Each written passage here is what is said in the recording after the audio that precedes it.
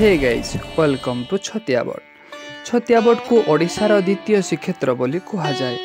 आपण माने मालिका विषय निश्चय शुणिथिबे।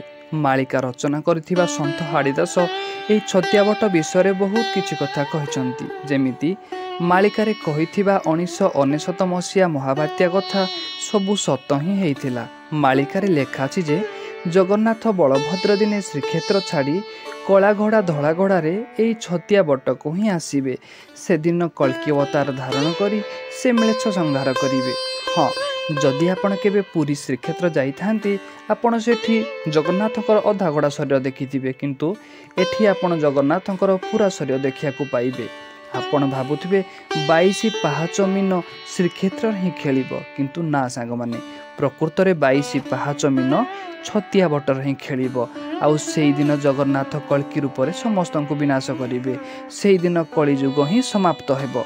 आपण जदि केबे आसंती देखिबे बलभद्रक हाथ रे गोटे खंडा अछि, से धीरे धीरे बढ़िबार लागिछि। जो दिन से खंडा 12 हाथ ही जीवो सेई दिन कलिजुग ही समाप्त हो जीवो। हाँ सांग माने आपण देखि पारथबे ये होछि तार प्रांगण, मंदिर प्रांगण। ए भीतर को मोबाइल अलाउ नाही। आपण जहाँ भी करंतु मोबाइल अलाउ नाही।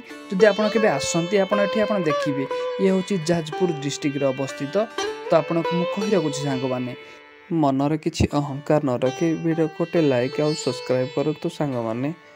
जय जगन्नाथ।